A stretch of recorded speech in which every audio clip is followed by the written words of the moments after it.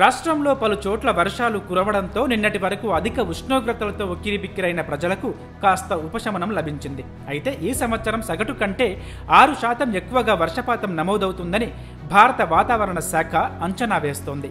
దీనికి కారణం పసిఫిక్ మహాసముద్రంలో ఏర్పడిన లానినా. అసలు లానినా అంటే ఏంటి, దానికి వర్షాలకు సంబంధం ఏంటి, ఈ వీడియోలో తెలుసుకుందాం.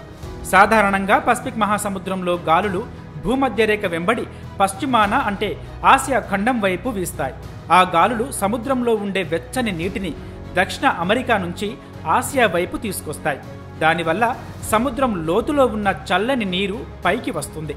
ఈ ప్రక్రియను అప్వెల్లింగ్ అని పిలుస్తారు. అయితే ఇదంతా సాధారణ వాతావరణ పరిస్థితుల్లో జరిగే ప్రక్రియ. ఇలా జరగనప్పుడు అధిక ఎండలు లేదంటే అధిక వర్షాలు వంటి అసాధారణ వాతావరణ పరిస్థితులు ఏర్పడతాయి. ఈ అసాధారణ పరిస్థితులను ఎల్నినో, లానినా అని అంటారు. సాధారణంగా పసిఫిక్ సముద్రంలో ఉండే వెచ్చని నీటిని గాలి పడమర వైపుకు నెట్టేస్తుంది. అలా జరగకుండా గాలులు బలహీనంగా ఉన్నప్పుడు సముద్రంపై ఉండే వేడి నీరు అలానే ఉంటుంది. దానినే ఎల్నినో ఎఫెక్ట్ అని అంటారు.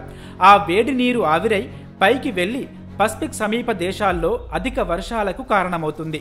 ఎల్నినో వ్యతిరేక ప్రభావాన్ని లానినా అని అంటారు.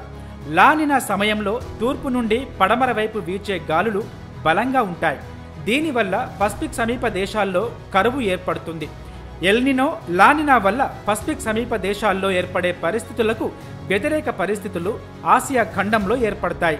అంటే ఎల్నినో వల్ల అక్కడ వరదలు ఏర్పడితే ఇక్కడ కరువు వస్తుంది. లానినా వల్ల ఇక్కడ వర్షాలు పడితే అక్కడ కరువు ఏర్పడుతుంది. గతేడాది ఎల్నినో కారణంగా భారత్లో వర్షపాతం 6% తగ్గింది. ప్రస్తుతం ఎల్నినో ప్రభావం మధ్యస్థంగా ఉందని, నైరుతి రుతుపవనాల రాకతో అది మరింత బలహీనపడుతుందని, దానివల్ల ఆగస్టు, సెప్టెంబర్ నెలల్లో అధిక వర్షపాతం నమోదవుతుందని ప్రపంచవ్యాప్తంగా వాతావరణ శాస్త్రవేత్తలు అంచనా వేస్తున్నారు.